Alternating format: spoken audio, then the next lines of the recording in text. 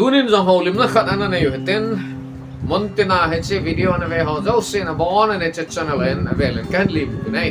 tuna ai holim na diu che he a hele Kipahtheilouna Ajeh Thum isei nom ve nei me men kipa lo ta hin ko aman na he Ajeh tam ta omen he chi hola cho Thum isei nom he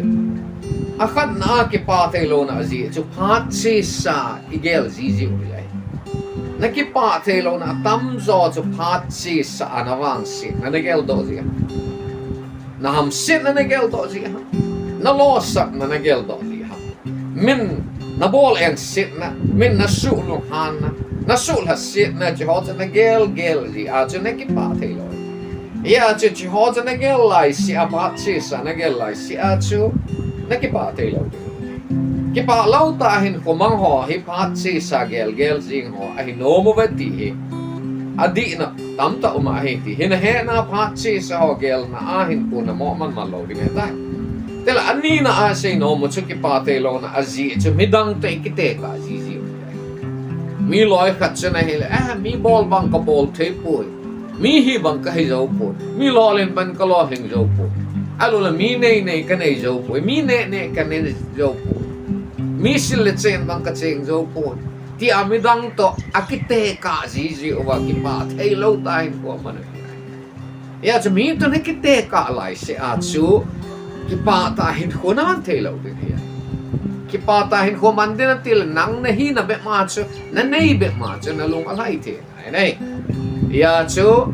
tua ko na hi Kipahtheilouna ko man din na le mi to na kite ka lo ding hai ti chu in sei no mai tela Thum na ai sei no mo chu pe ham ti a hele midang thang thip na nei midang thang sit na nei kiti hi Kipahtheilouna Ajeh pi pen hola a khadai mi loi khat chen hele mi lol ven na thang si na min thil tha hin kilama nei le go in le lo tha hin kilam do agari hen la til le lo tha hin kilam do ting le thang thip na anei ji a cha ding ba Kipahtheilouna mai ai mi hi na mi lol hen na china thang thip sa cha na kipa pi do ni ai lo le mi til nei ho min til alam do ho mi lol hen no cha na thang thip sa na thang sit sa na kipa pi thai ting chale kipa na hin kho na hen man ting ding ai he ya chu dunia a hin se Kipahtheilouna Ajeh Thum isei ho chu I hai melowa he chi ho chu I hin kho wa yum sa lo diwe ama sa pena se chi pe ham dia hele phat che sa ho gel ji a kipa na ding til tam ta la mang he ai ani na a chi pe ham dia hele midang ta kite ka kitai kiti hi Kipahtheilouna Ajeh he ai athum na midang thang thip na nei kiti hi Kipahtheilouna Ajeh lim pen khad hi ai e chi ho Thum chu